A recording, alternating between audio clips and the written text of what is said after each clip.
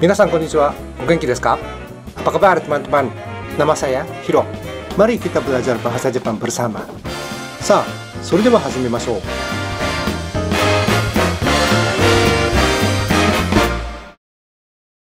Sebelumnya, saya ucapkan sumimasen.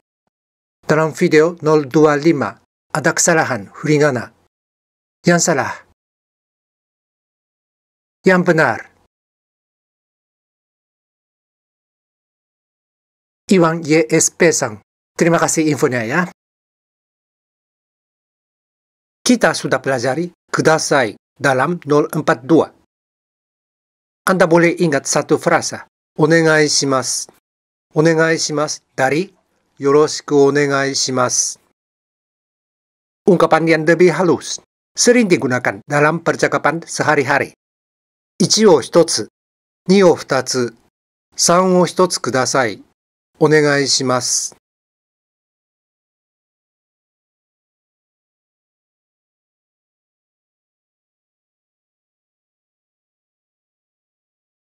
Boleh juga meningkatください。1を1つ、2を2つ、3を1つお願いします。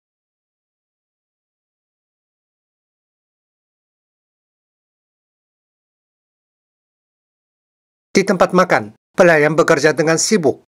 Mereka belum tahu Anda memesan makanan. Biasa ya? Satu caranya, melakukan sesuatu yang lucu atau aneh untuk tarik mata mereka. Tetapi, kalau bisa, lebih baik Anda jangan melaksanakan.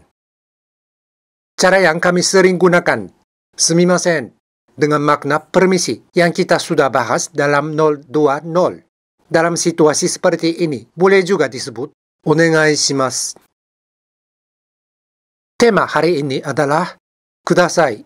Dalam contoh kudasai ini, 1, 2, 3 adalah kata benda. Makanya ditandakan objeknya oleh O. Jika kita mau seseorang melakukan sesuatu, menyuruh, memohon, suatu tindakan kepada orang, bagaimana kita menyatakan dengan kata kerja? Kita bahas penggunaan kudasai dengan kata kerja. Caranya tidak rumit. Bentuk te kata kerja menambah kudasai setelahnya. Kita melihat contoh dengan kuru. Kuru adalah kata kerja irregular perubahannya. Bentuk te kuru yaitu kite tambah kudasai menjadi kite kudasai. Tetapi arti kite kudasai berbeda tergantung situasi, khususnya tergantung hubungan pembicara dan pendengar. 1. 明日の朝9時に来てください. Dari guru sekolah kepada muridnya. 2. ぜひ京都に来てください. Dari teman yang tinggal di Kyoto kepada Anda. Arti dua kalimat bedanya jauh. 来てください dalam contoh 1 adalah perintah, suruhan. Murid harus datang pada jam 9 besok pagi. Kalau murid datang, gurunya dapat untung? Tidak. Apakah gurunya merasa senang? Tidak. Bukan begitu. Jika murid tidak datang atau lambat, dia akan menemui persoalan. 来てください dalam contoh 2 adalah harapan, keinginan, ajakan, undangan.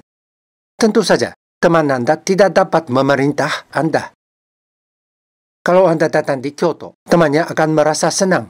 Mungkin dia akan traktir 1 kali makan. Mungkin ya. Tetapi, walaupun Anda tidak sempat ke sana, tidak masalah. Anda mengerti perbedaan kite kudasai dalam 1 dan 2 ya? Zehi dalam contoh ini adalah kata keterangan yang menekankan makna predikat. Perbedaan kite kudasai, zehi kite kudasai, seperti ini. Hari ini, kita bahas arti dan penggunaan dasar bentuk te kata kerja dan kudasai. Ungkapan yang sering digunakan dalam lisan juga tulisan sehari-hari. Yoku benkyou shite kudasai. Contoh perintah, suruhan seperti kalimat 1. Dari pegawai pemerintah kepada rakyat. Namae to, jusho to, 電話番号を書いてください。名前, nama, sudah ya. 住所, alamat, tempat tinggal. 電話番号, nomor telepon. 書く, menulis. Kata kerja golongan 1. Dari dokter kepada pasien. 1日3回食後に飲んでください。1日3回 sehari 3 kali. 食後 setelah makan, sebelum makan. 食前 segala bentuk obat medis. 薬 dalam Nihongo untuk menggunakan kusuri dari mulut. Nomu tidak disebut taberu. Dari polisi kepada penyetir mobil.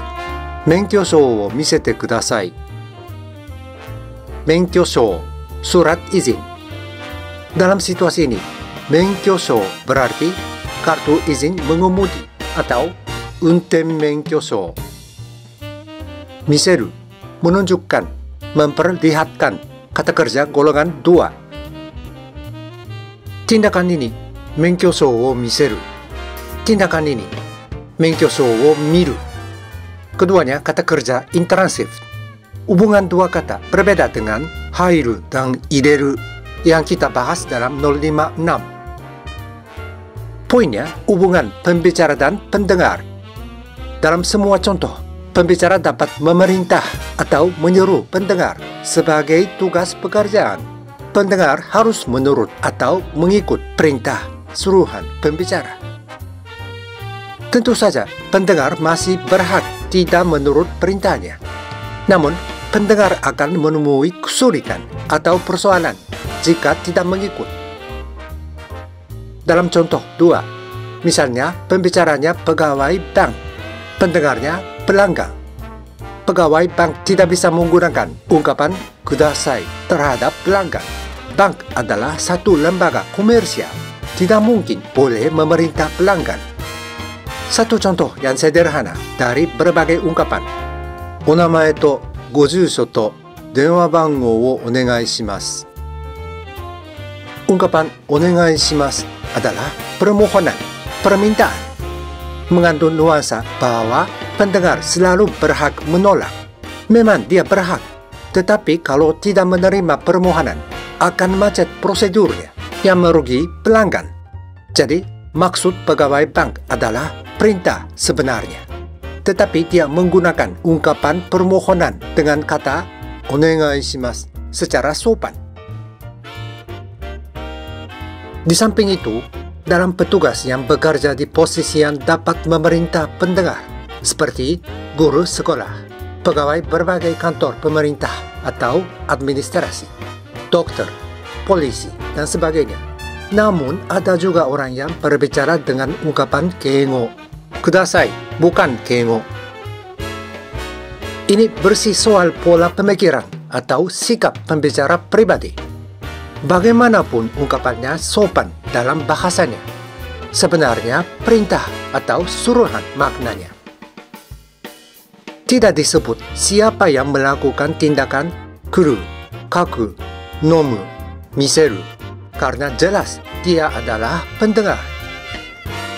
Jika pembicara harus mengatakan dawan perintah dengan jelas, misalnya dalam situasi dari guru terhadap muridnya, umpama muridnya 20 人, yang harus datang ashita no asa 9 時に adalah 2 人, A 君と B さん.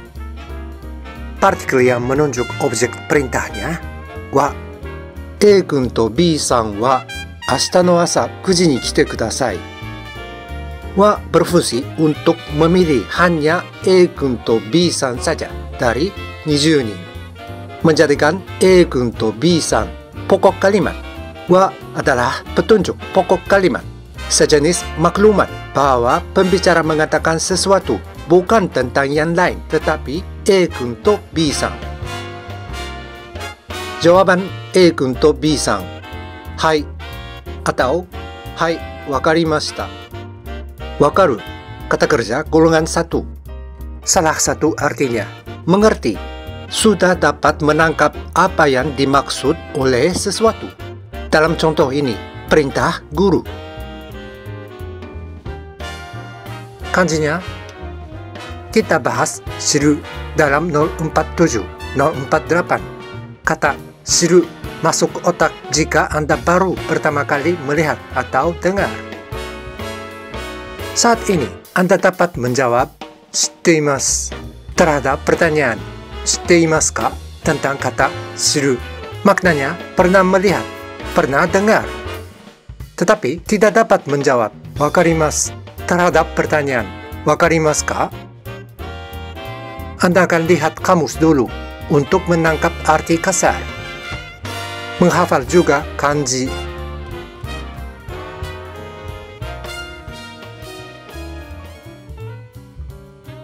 Belajar perubahannya.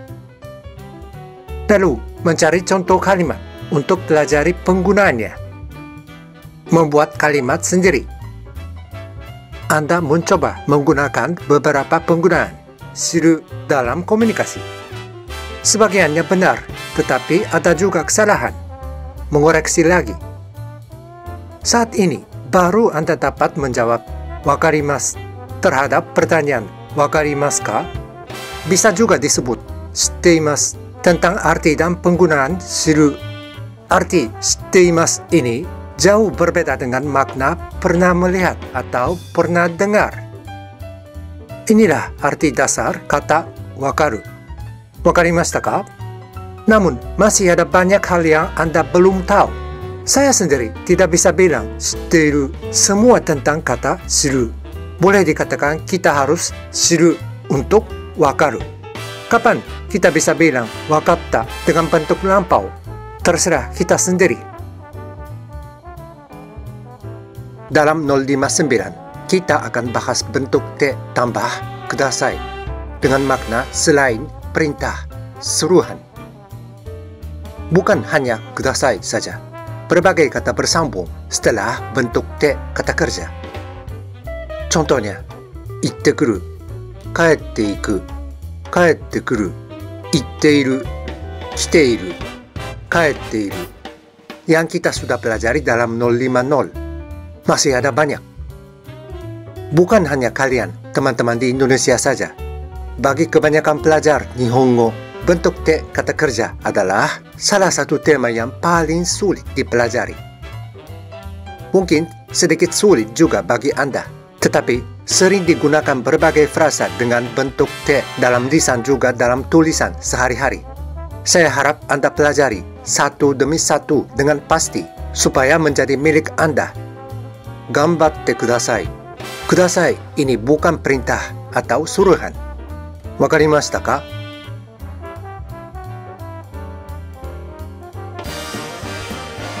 Sampai sini dulu pelajaran hari ini. Saya menyambut pertanyaan dari Anda. Channel ini selalu terbuka. Terima kasih telah menonton. Sampai jumpa lagi di channel Pelajaran Bahasa Jepang. Domo arigatou gozaimasu. Mata o会いしましょう。それでは次回をお楽しみに。Don't miss it!